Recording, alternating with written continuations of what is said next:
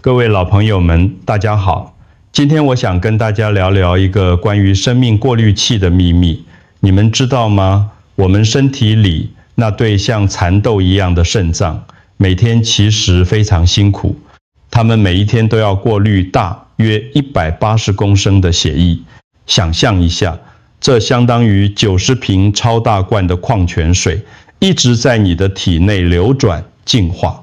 但是很多人每天早上起床做的第一件事，可能就在不知不觉中掐住了这台过滤器的脖子。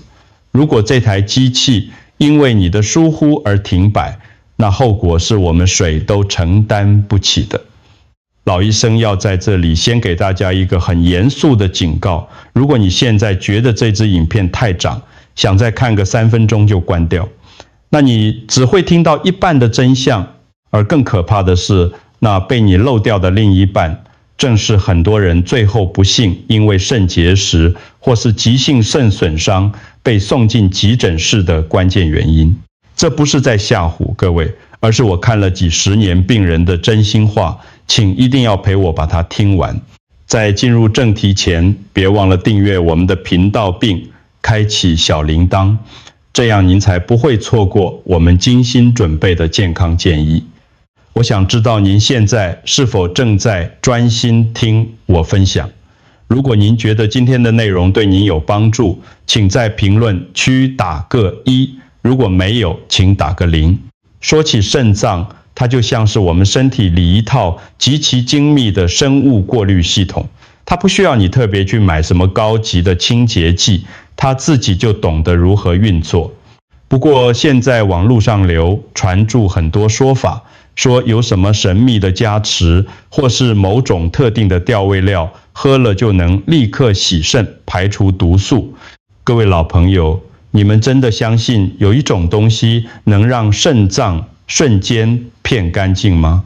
其实这种标题往往是为了吸引你的目光，却可能让你落入认知的陷阱。我们不应该追求洗净，而应该学会如何减轻它的负担。我必须开门见山地告诉大家，在医学上，真的没有任何一种调味料或食材，可以在你喝下去的一瞬间，就把肾脏里的毒素统统刷洗干净。如果有人这么跟你说，那一定是骗你的。现在很多人都爱讲排毒 detox， 尤其是所谓的肾脏排毒。其实这个概念被严重误解了。我们的肾脏不是家里的抽油烟，几率往脏了拿去泡碱水刷一刷就好。肾脏是由几百万个微小的过滤单元组成的，一旦受损，往往是不可逆的。我们真正要做的，不是去寻找什么洗肾灵丹，而是要掌握3个核心：第一，减少发炎；第二，降低氧化压力；第三，减轻过滤的物理压力。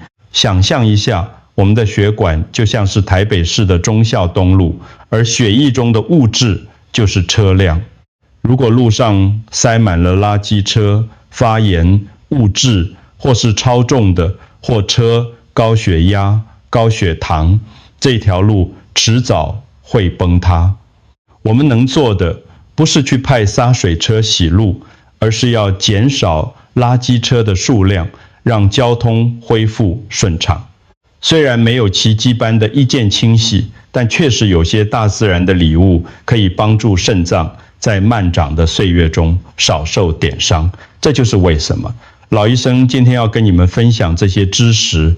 我们不求仙丹妙药，我们求的是正确的生物学机制。当你给予身体正确的燃料，这部精密的机器自然能运作得更长久。与其听信那些夸大不实的广告，不如跟我一起回归基本。这一部分的重点在于调整你的期望。肾脏的保护是一场马拉松，而不是100公尺冲刺。这也是我的频道与其他只会煽动情绪的频道最大的不同。我会告诉你科学的真相，虽然它听起来可能没那么神奇，但绝对能救命。在介绍好的食物之前，我们得先看看是水在背后捅你的肾脏一刀。这些沉默的杀手通常就在你的生活习惯里。第一个杀手是很多人药柜里的常客 NSAIDs 非类固醇消炎止痛药。很多老人家膝盖痛、腰痛就习惯自己去药局买止痛药吃，但你知道吗？这些药物会让进入肾脏的血流量骤减，就像是一条本来该灌溉农田的小溪突然被拦腰截断，肾脏细胞会因胃缺血而慢慢枯萎。我曾遇过一位65岁住彰化的林先生，因为长年服用这类止痛药，最后肾功能只剩下不到30%。第二个杀手是隐形的钠。很多人说我吃得很淡啊，但你不知道，那些面包、火锅料，甚至某些运动饮料里面藏着大量的钠。过多的钠会让你的血压像断了线的风筝一样狂飙，而高血压正是血管这条道路上最可怕的重型卡车，会直接压坏肾脏，维系血管。第三个杀手则是含糖饮料。现在的孩子、大人都爱喝手摇饮，过多的糖分会引起严重的血管发炎。想象一下，糖分在血管里就像是一颗颗细碎的玻璃渣，不断刮伤血管壁，造成微小血管的慢性发炎。我讲这些是想告诉各位，如果你一边在吃这3类东西，一边又想找什么神奇调味料来补身体，那效果真的只有不到30%。这就像是你一边在房子里纵火，一边又拿着一杯水想灭火，那是没有用的。我们必须先学会停止伤害。只有当你远离了这3个杀手，接下来我要介绍的这些大自然恩赐才能发挥它们真正的防护作用。健康不是补出来的，而是先从不伤身开始做起的。请大家一定要记住这个点，这比吃任何昂贵的补品都提重要。接下来我们要聊聊这几年非常有名的姜黄。姜黄里面的姜黄素 curcumin 确实是个宝贝，它能帮助我们减少肾脏的发炎反应，甚至能减少尿液中的蛋白质流失，就像是给肾脏装上了一层生物盾牌。但是姜黄素单独吃，身体其实很难吸收，这时候我们需要一个小帮手，就是黑胡椒里的胡椒碱 piperine。 研究发现，只要加一点点黑胡椒，姜黄素的吸收率竟然可以提高整整2000%。所以我建议大家在做菜时可以将姜黄粉跟黑胡椒一起用，再加一点点优质的橄榄油，因为姜黄素是脂溶性的，有油脂更好吸收。但是这里请大家一定要专心听，这就是今天的关键转折点。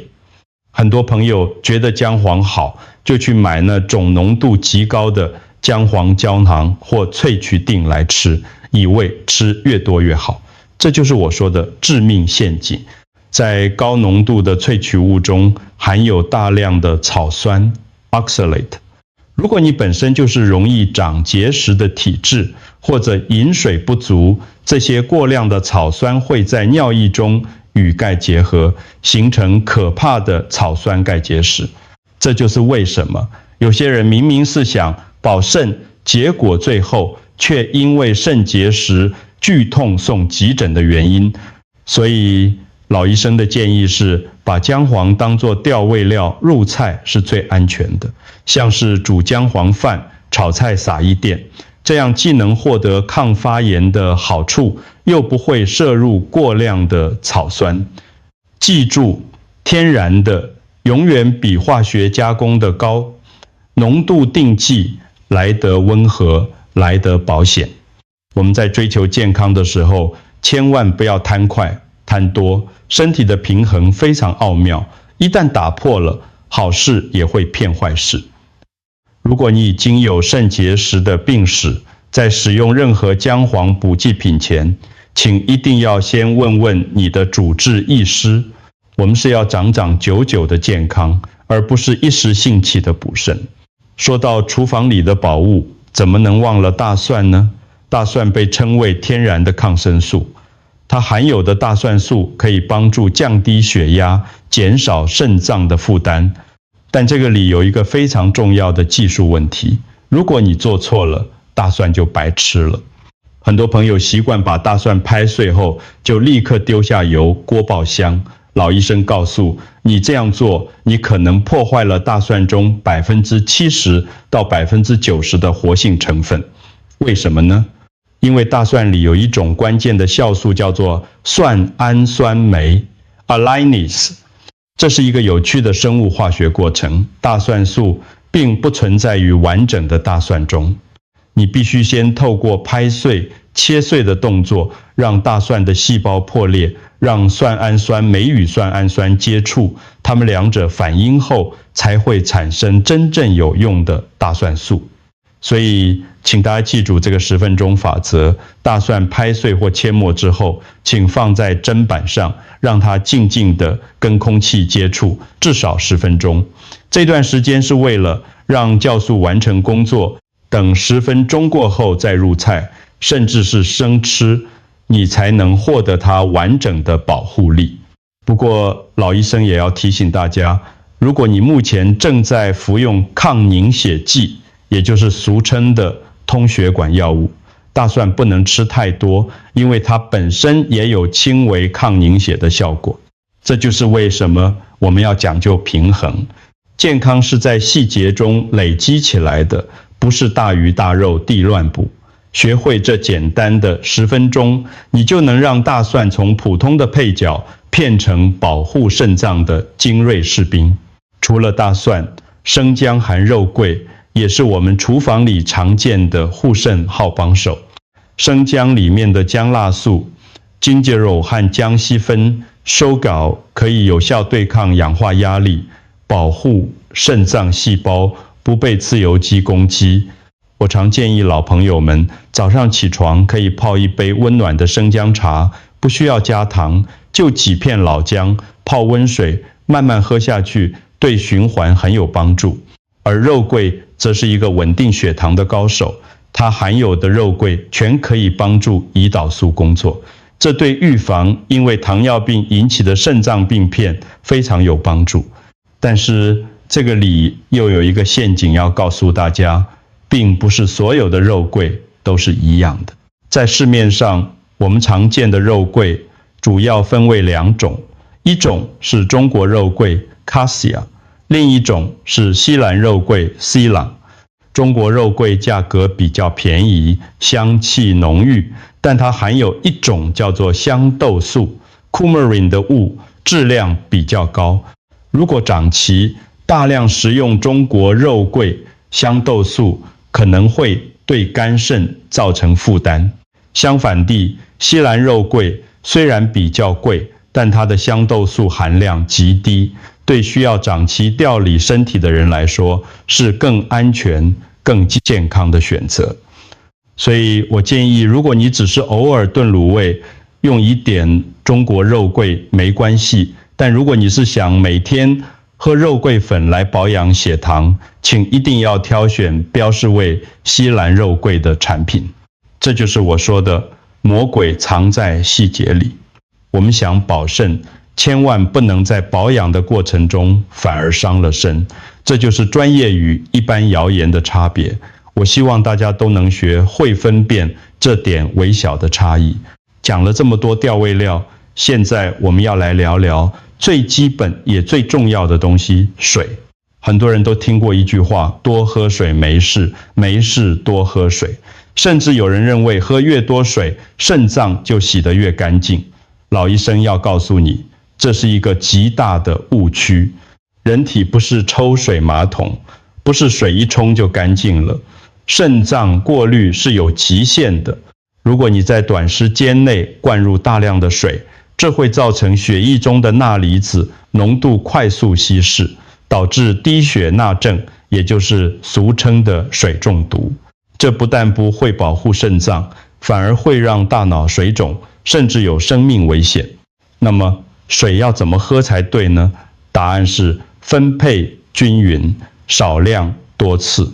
对于一个健康的成年人来说，每天建议饮水量大，约是1500到2000毫升。但我更希望你观察一个指标，那就是你的尿液颜色。如果你的尿液像浓茶一样深黄色，代表你喝不够；如果尿液清澈如水，完全透明，那可能代表你喝太多了。最健康的颜色应该是淡淡的，像柠檬水一样的浅黄色。另外，不要等到口渴才喝水。当你感觉到口渴时，身体其实已经处于轻微脱水的状态了。